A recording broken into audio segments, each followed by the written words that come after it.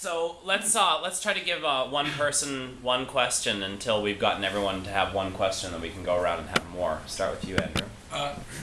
My question is kind of an aside, but I am curious. If not belief in anthropogenic global warming, what motivated initial research into global warming? Why were they interested in this problem? A very good point. And this is one of the beauties of the science behind anthropogenic global warming. It didn't start, as many of the industry shills will try and tell you, it didn't start with conservationist groups. It didn't start with anti-industry groups. It didn't start with hippies. It started with geologists and physicists who were trying to figure out things like, how do we get this ice age? And why did all these species die out as a result of this temperature change? How was it possible that global temperatures were as cold as they were all this time ago? So they were trying to explain anomalies. Absolutely. They were trying to, in fact, Arrhenius in particular was trying to explain the ice age. And the physicists who are involved in the thermodynamic issues, in particular Joseph Fourier, he was not actually attempting to explain anything remotely to do with anthropogenic global warming, which in his day didn't even exist as a concept. He was simply trying to explain concepts of thermodynamics. How does the Earth heat? What is the effect of the sun on the Earth's weather systems, on its patterns? And in particular, he was trying to figure out how is it that the Earth, that is this particular size, not cooler than it already is. And he was trying to, and he gradually figured out there must be some insulating effect, because the planet is too large for this kind of temperature. And so he was trying to figure out why is the planet this particular temperature, and he discovered this insulating effect. And so all the building blocks, the foundation science behind the science of what we now call AGW, were already completely established, and scientifically established, I might say, by the end of the 19th century. And they had been discovered by independent scientists working in different fields, coming to these conclusions on entirely unrelated matters. And it's one of the great strengths of a sound scientific position when it is supported by multiple independent converging lines of evidence. Other questions? I missed the beginning of your speech. Maybe a question in the dark, but what do you think is kind of along the same lines as the question as you about the sort of the will behind AGW? I mean, it reached the media, it was huge, but what was behind it? Do you have any insights into that? I can speak to that from the point of view of the research I conducted and recorded here, and also from my personal perspective. I remember it was all the research will tell you it was in the 1980s that AGW started to become a political issue. And I remember that myself in school. I remember when the posters started going up. A particular poster which went up around Australian schools, for example, depicted the Sydney Opera House under a significant body of water. And the issue that was being discussed at that time was, well, does it really matter, and should we do anything about it now, or is it something that can wait? And this particular poster said, if we act and it doesn't matter, then it doesn't matter. If we don't act and it does matter, then it matters. And so very much the public line that even the politicians were taking was, it's probably a good precautionary measure at the very least to act in a more responsible way with regard to this particular issue. And so politically it was in the 1980s when basically enough scientific evidence had been gathered for scientific groups to start approaching politicians and saying, this is a significant scientific issue. Now, for a range of different reasons, different political groups acted in different ways. Some of them, obviously rather cynically, decided this would be a useful bandwagon for collecting a certain kind of the votes of a certain demographic. Okay, that's fine. Others decided this was completely against their political ideology, the libertarian groups, the anti-regulation groups, and decided they were going to oppose it. Others, rather the more scientifically enlightened governments, decided that this was a body of research which is as well established as any other major scientific topic, such as evolution or such as the dangers of tobacco smoking, and decided that it was socially and politically responsible to act on it. What do you think, more of an emotional response from most people? Undoubtedly, there was a massive emotional response. growing up in Australia doing senior high, say 11 and 12, where environmentalism had actually been part of our curriculum for some time anyway, this resonated very deeply emotionally with us, and the literature which was presented to young people at the time, and especially when we went on to university, was deeply emotional, especially from the number of the groups. A number of the environmental groups, for example, were seizing on this with glee, especially in university, and saying, well, there you go, this was telling you this kind of thing all along, you know, and incorporated that into their anti-corporate rhetoric, for better or worse. Okay, other questions?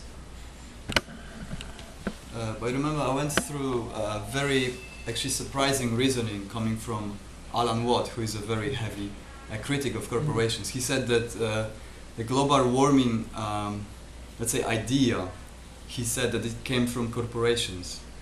That is, that, and this is kind of inscribed in his theory of globalization, which serve in the purpose of a better control. So he said that the corporations created an enemy that could unite everybody, and can the groups of people who control this process can apply some politics or policies which are justified by this global warming. And he adds that actually the science didn't prove global warming, and then in 70s or 80s the corporation language changed, and they started talking about global change, not global warming. Oh, you mean climate change? Yes, yeah. yes, yeah. So I wonder, what are your thoughts on I'm glad you raised that, because it's a very important point. Watts is very good at providing a certain amount of disinformation, and I'm not going to apologise for saying that. One of the reasons why I spent so much time on the background is because I want you to understand that the science was well established before the 1950s. Not only that, but the scientists involved believed global warming would probably be a good thing.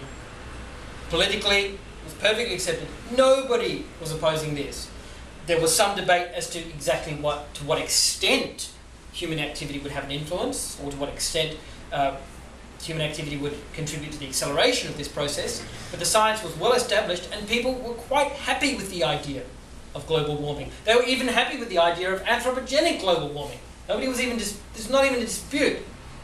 Now, people like Watts seize on a number of buzzwords and concepts, and they approach people from different point of views. So for example, he will appeal to the anti-corporate street of a number of people, the anti-authoritarian street of a number of people. And this is why I made the point I made earlier in the speech about perceptions, about seizing on linking your idea to key concepts that you know are triggers in people, which will provoke an emotional response, which will suppress their intellectual analysis of the data. Now, Watts, for example, will try and tell you that, oh, well, people started calling it climate change for this political reason. Well, actually, global warming and climate change were terms which were widely used in the scientific literature for decades. You can find them all the way back to the 1980s, the 1970s. There's no truth in that at all. What you can find, however, is Republican Party memos which say we should start using this term climate change because it sounds better for our purposes. So in fact, the opposite is true. People will say, oh, well, you know, denialists will tell you, oh, scientists used to call it global warming, and then they discovered, oh, dear me, the planet isn't warming after all. Well, let's change the title to climate change to try and get away from this global warming thing. Well, that's not true. Global warming and climate change continue to be used in the scientific literature as they have from the 1970s and 1980s. In fact, it was Republicans who deliberately seized on the term climate change because they decided it was, quote, less scary than the term global warming, and they wanted to accept the possibility of climate change whilst denying global warming.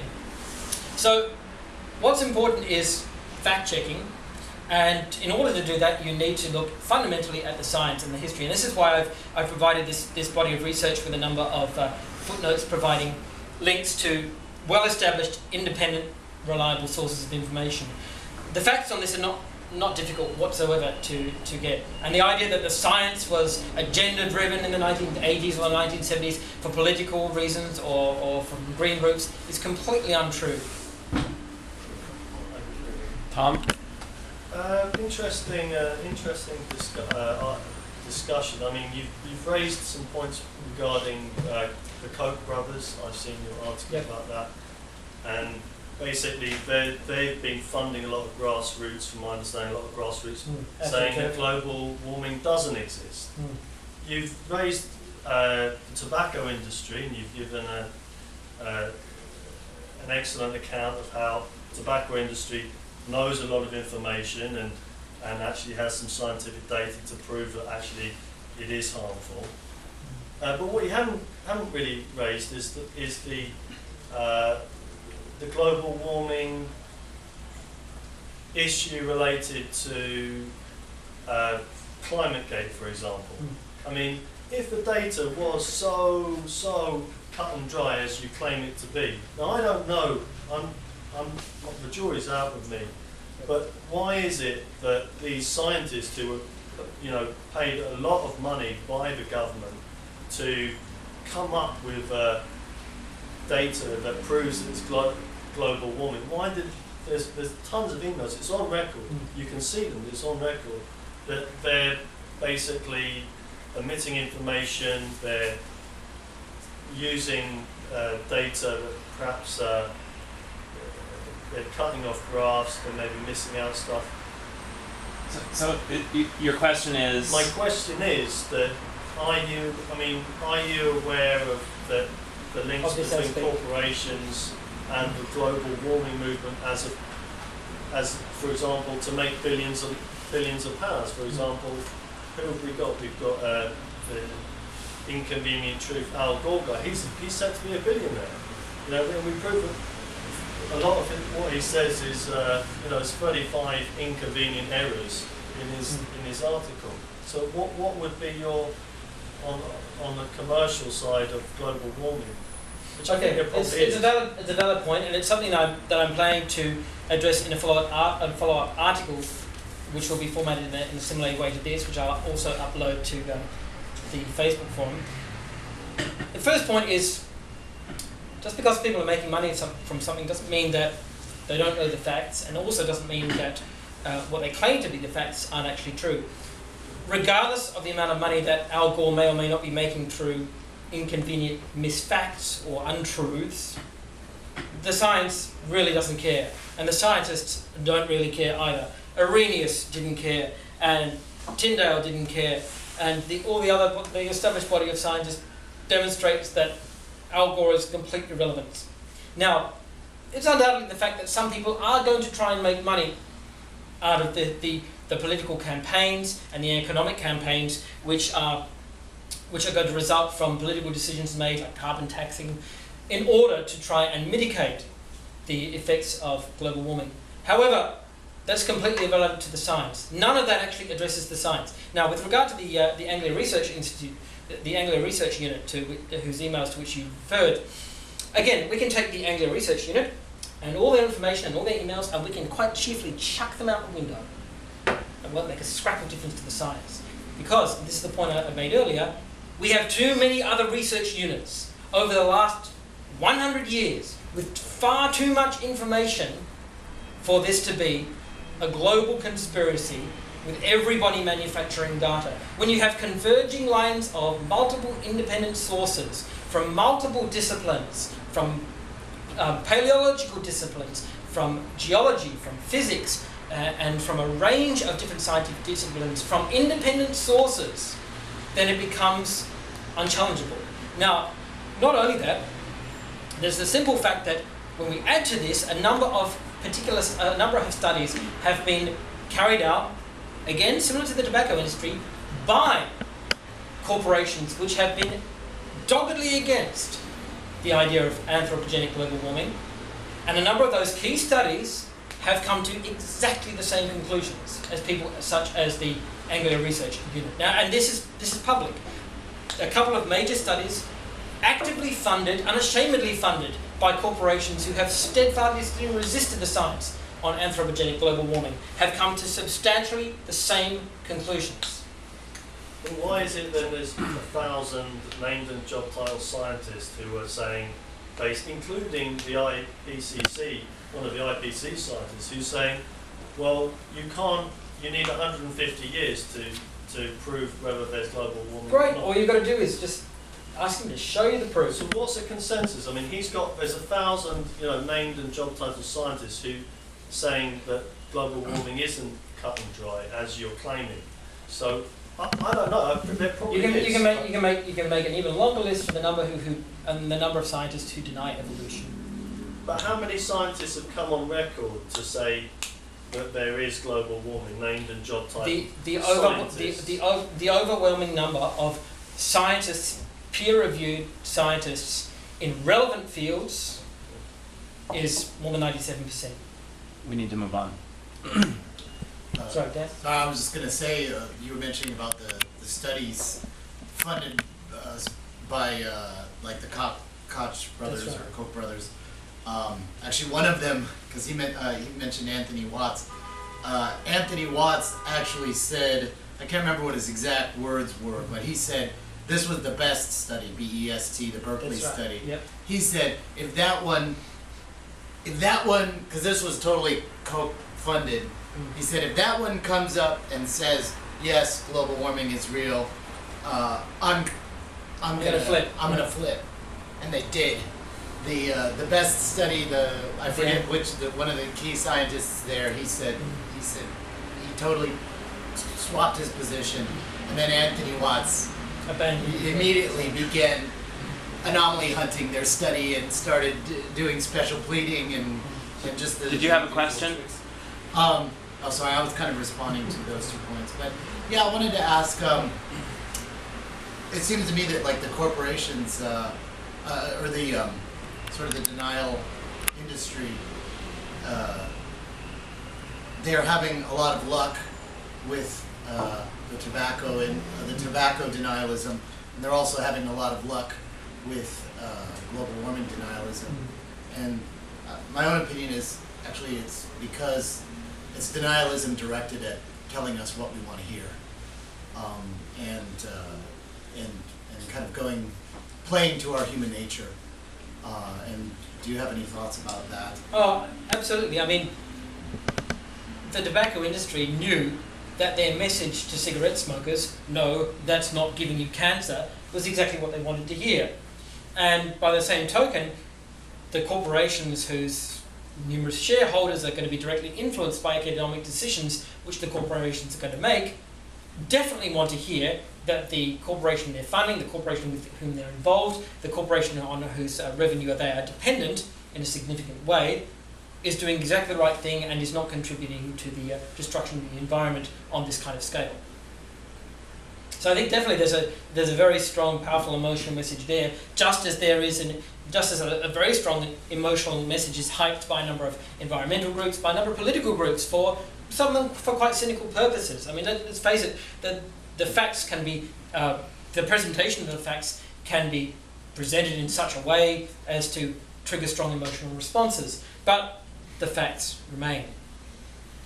More questions? So, what I'm curious about is, given that anthropogenic global warming is an established fact, and especially in light of the fact that, as far as I understand, the consensus of the scientific community is that it's already too late to do much about the wide-scale environmental devastation. What do you advocate policy-wise to address this problem? I'm going to tell you quite bluntly that I don't, because I simply don't have the expertise, and I don't believe in speaking my mind authoritatively on subjects outside that.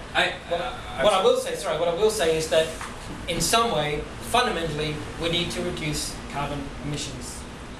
I personally think that much of our mode of life is going to have to change. We can't sustain this what we consider a necessary minimum level first world life. This is just not sustainable on this planet. It's certainly not sustainable if we add another billion people to this level. But do you think that what's ultimately going to signal the death knell for that is going to be global warming, or will it be peak oil or some other type of resource crisis?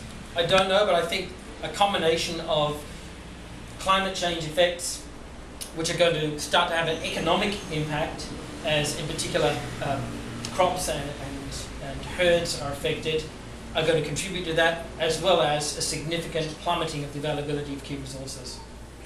But don't you think the more important thing is stopping pollution? I mean, Absolutely, So, that's why I I mean- said reduce carbon output. so you think carbon is? I mean, I breathe out carbon. We're made of carbon. No, I know, and So I don't you want to think breathe in the carbon that you breathe out. It's going to kill me. That's why you're breathing it out, because it's no good to you. It's But a for reject. trees, that's good for them. So That's they're right. trees, Unfortunately, so I'm not a they'll breathe tree. out Oxygen. So That's right. I have a question. You talked a lot about both anthropogenic global warming and suppression of tobacco science. Can you give us an idea of what, like, if the tobacco industry was trying to suppress this science, what were they possibly saying was causing the bad health? Absolutely, Or absolutely. that's one. And then Yeah. on the other side, with the global warming, what are the Alternatives. what are the anthropogenic global warming deniers giving as Suggesting an as alternative? Yeah, Right. that's a good point. The tobacco lobby typically focused on environmental effects. It was obviously widely recognised, and especially before a number of the Environmental Protection Acts were passed, say in the 1950s, that the average urban dweller was exposed to atmospheric pollution to a significant extent. And tobacco industry lobbyists would point to the large incidence of cancer cases in high-density urban populations and attribute this directly to atmospheric pollution such as emissions from vehicles and emissions from factories. That was one of their standard pictures.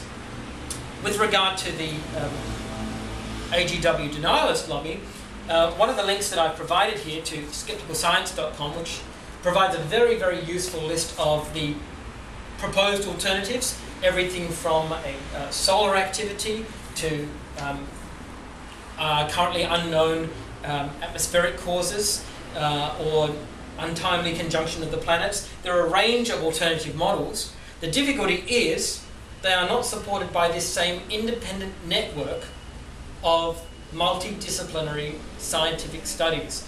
Not only that, they simply don't have anywhere near the pedigree or the predictive power of the currently accepted AGW model.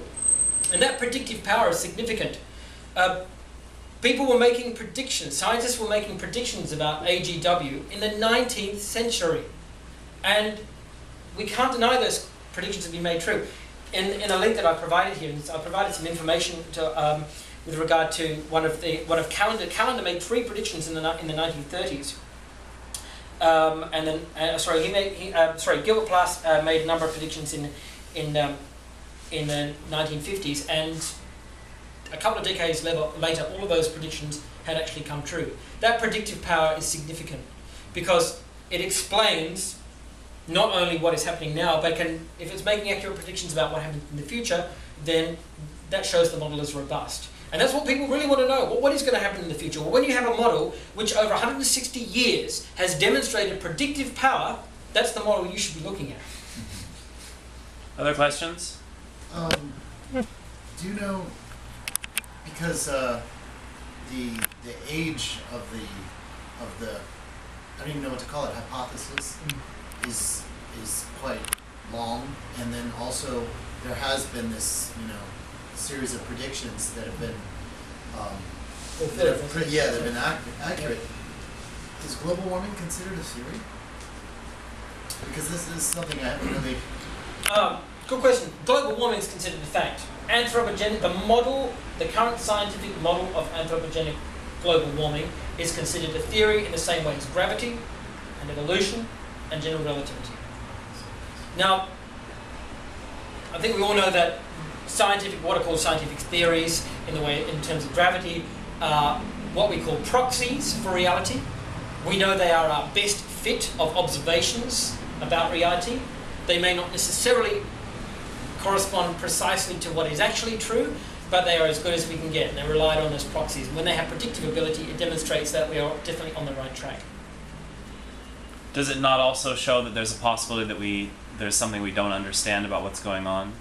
Absolutely, absolutely. And in fact, when it comes to theories and models, one of the most famous pronouncements, I'm sorry I forget the name of the scientist now, is that all models are wrong. some models are useful. Now, this demonstrates that no model is going to tell you all the facts. We can never actually ascertain all the facts. However, some models have sufficient understanding of sufficient number of facts to provide reliable data which demonstrates predictable results and are therefore useful. The scientists have been quite systemic in establishing the correlationship of the gas warming gases with temperature rises. But then the cause and relationship seems to be in a murky way of burning up, generalizing all the heat trapping gases. Perhaps there are some other compounded factors contributing to the drastic increase of temperature. For example, with the heat trapping gases, we already come to know that there are even hundreds of times of trapping effect. The kind of gases that are anthropogenic, such as CFC gas, chloride, fluoride gases. And of course there are methane that we know both commonly exist and both being anthropogenic out of cattle farming. So how are they differentiating or making? It's a very good point. It's a very good point because it's well recognized that global warming itself obviously is an effect with a range of different mechanisms and contributing factors.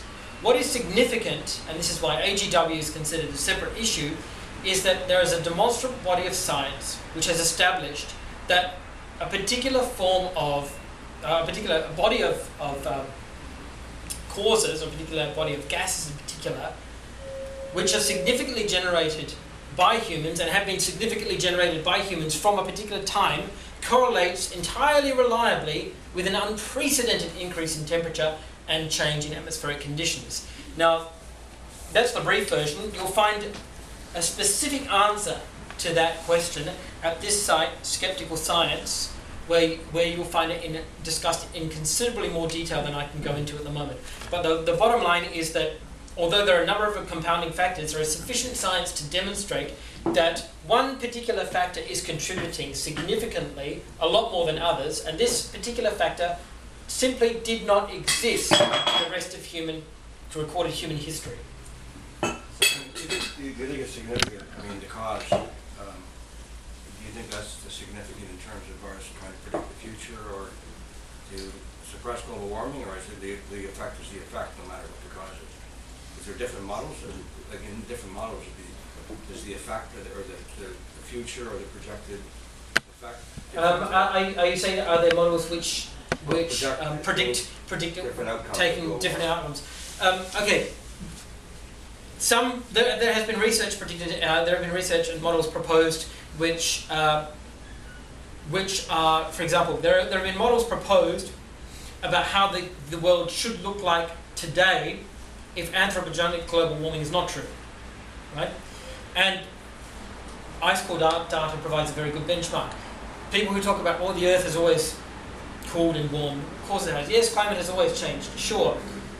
But in hundreds of thousands of recorded global temperature, and there's no dispute that we have these records, what we're seeing right now is a unique effect, and we can predict how the Earth should look like if this was not happening. So there is, in fact, a baseline comparison that we can make. I mean, I think if it's us, then for sure we should try to figure out right. According to one study, we also know that the sun is the hottest it's ever been in 11,000 years. We also, according to one study, that Jupiter and Neptune are also heating. So rather than just Earth, I'm not sure if it's true, but rather than just the Earth heating up, it's the solar system.